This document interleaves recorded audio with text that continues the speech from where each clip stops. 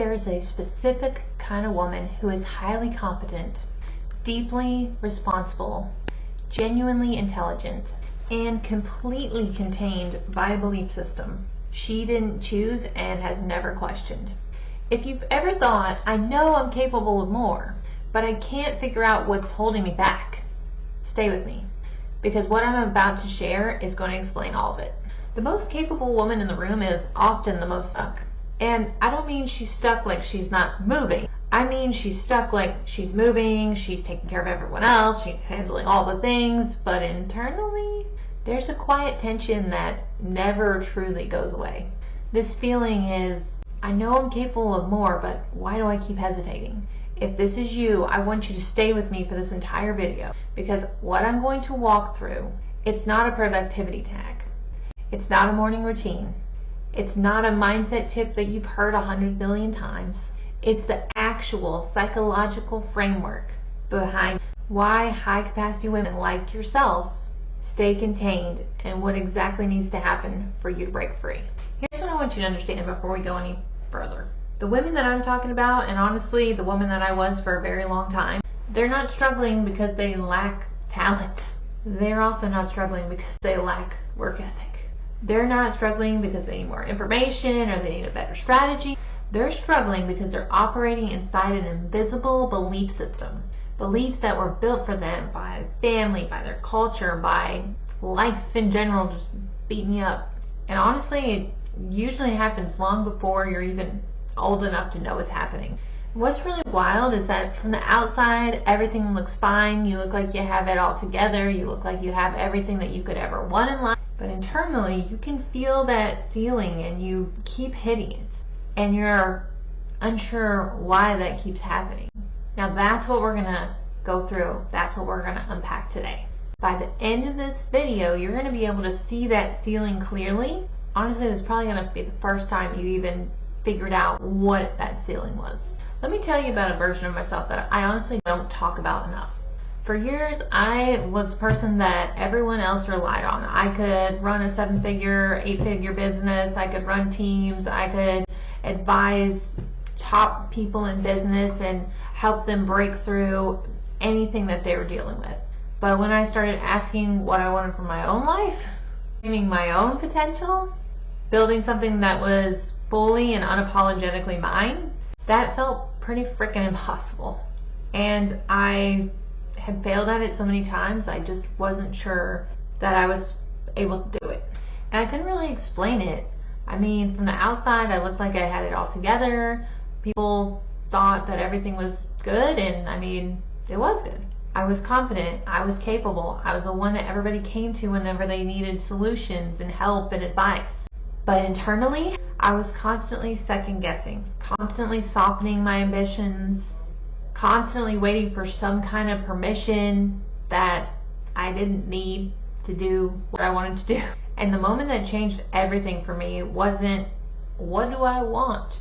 It wasn't, what do I do differently? It was, what do I actually believe I'm allowed to do, want, have, be? That question cracked everything open. So let me give you the framework that I use myself and for any woman that I work with. It's called the Sovereign Woman Framework. This framework has 4 stages, so follow along. Stage 1 is containment. Containment does not look like faith. It looks like competence. It looks like responsibility. It looks like being the person everyone else relies on. But underneath all of that, there are invisible rules running the show. Rules about what you're allowed to want, rules about what you're allowed to ask for, how much success you're allowed to have before it becomes too much, how ambitious you're allowed to be before people start calling you selfish. These rules weren't written by you, they were inherited from your parents, from your culture, from a TV show, who knows, everywhere. Honestly, oftentimes it comes from the version of the good woman that you're supposed to be as your. And the tricky thing about these inherited rules are that they don't feel like rules. They just feel like you. And since they do feel like you, that makes them super hard to see. Stage 2 is recognition. This is a stage where something shifts, you start noticing patterns, you notice that you hesitate for bigger opportunities even though you're fully qualified. You notice that you downplay your achievements even when they're pretty freaking impressive. You notice that you soften your ambitions, especially when you're around people that you think might shame you for wanting more. You notice that you've been waiting for the right time, waiting for more certainty, waiting for someone else to tell you that you're ready. Recognition is uncomfortable because once you see the pattern, you can't unsee it. But it's also the beginning of everything, so get excited. 3, separation. This is the hardest stage, and it's honestly where most women stop. Separation is the process of pulling apart what you were programmed to believe and what you actually believe. And I want to be really specific here because it's not about blaming your parents, it's not about rejecting your culture, it's not about saying everyone else has messed you over and you're the victim. It's just about asking with genuine and just trying to discover, is this belief truly mine, or is this something that's been inherited from one of these other sources? Things like, you should be grateful for what you have. Is that a ceiling, or is that really your belief? Wanting more might make me selfish. Is that yours, or is that someone else's? If I disrupt things, this could hurt people. Is this a real belief, or is this something that you've made up in your own mind? The separation stage is where the identity work happens. It is not comfortable, but it is the work, and it is the only thing that actually gives you lasting change. Stage 4, sovereignty. This is where you intentionally choose the beliefs that guide your life. Not the ones that you inherited, not the ones that were handed to you, the ones that you choose with full awareness that you decide that you will live by. And I need to take a moment to be clear here, because it isn't what most people think it is. It isn't what most people think that it looks like.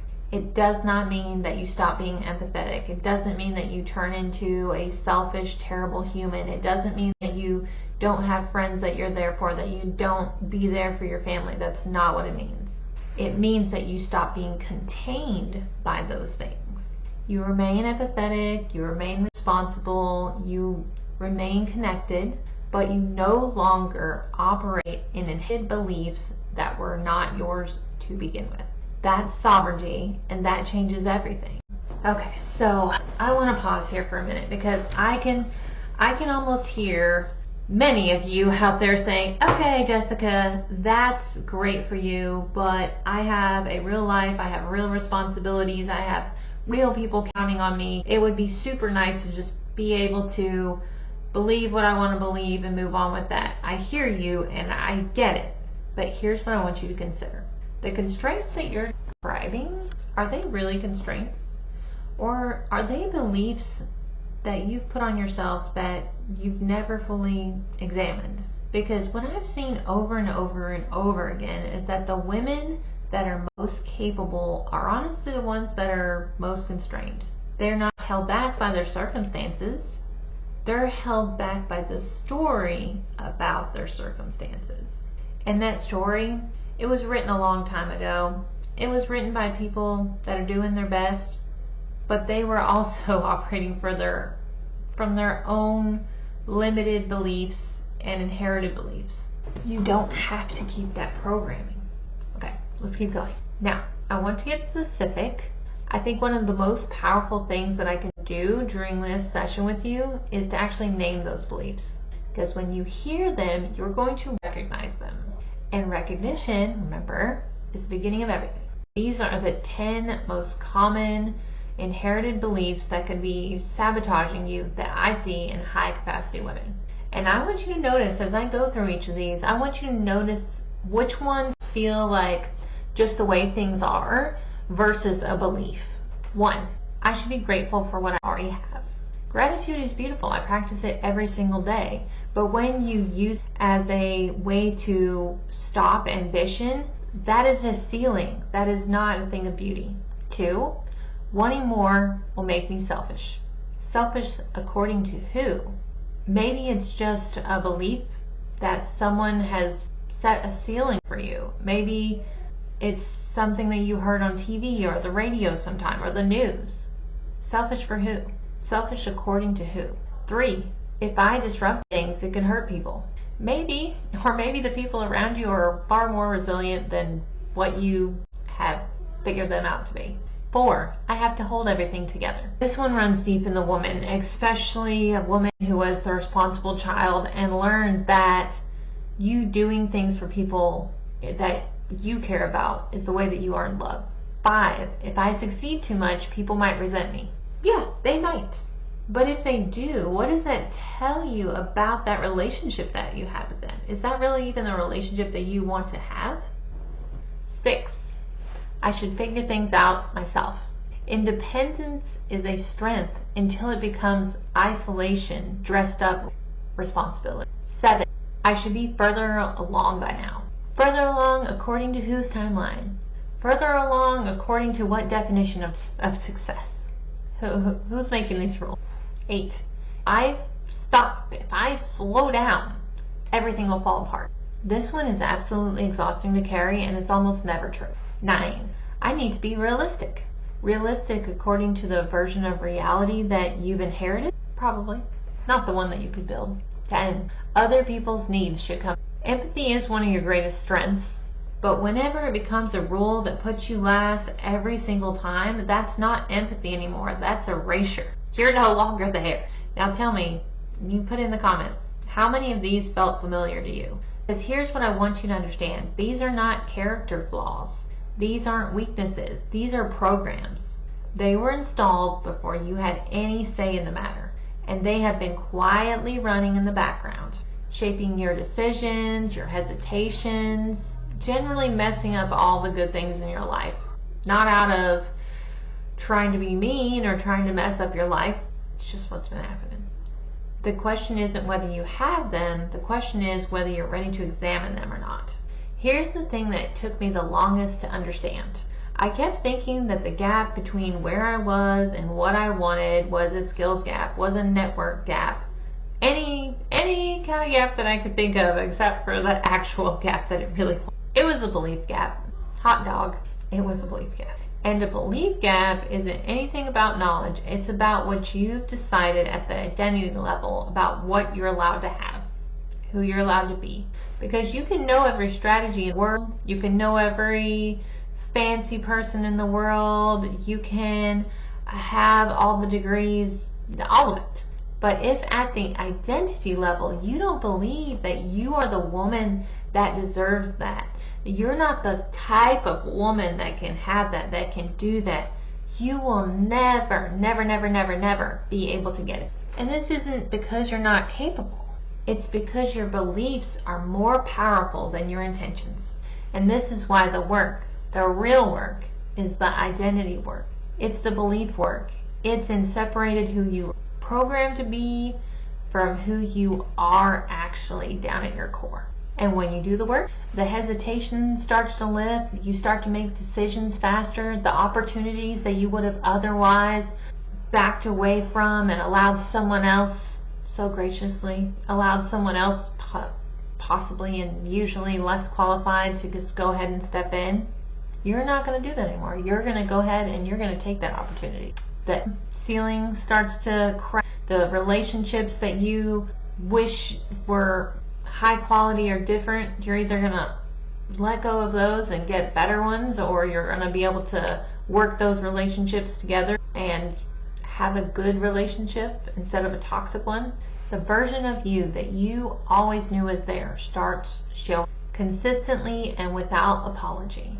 That's not magic. That's what happens when you stop running someone else's programming.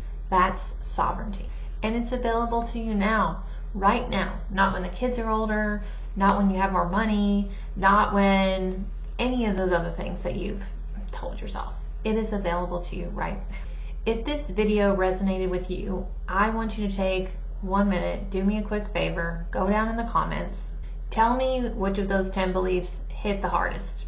I especially want to hear about the one that felt less like a belief and more just like the truth. Because I read every single comment. I love hearing from you guys. It makes my day. And if you're ready to go deeper, I have a link in the description. Feel free to click on it and check that out. The program's called Break Free from Who You Were Programmed to Be. It's a quick course that will literally help you change your life. It's built specifically for highly capable women who have an invisible ceiling that they have no idea what it is, but they know it's there. Subscribe if you want more videos like this. I'll be posting more every week so that we can continue to work through this together, whether you're in the other program or not. Because I believe that the more women of this high capacity and high caliber that are putting good things out into the world, the better the world will be overall. I'll see you in the next one. Thanks for hanging out.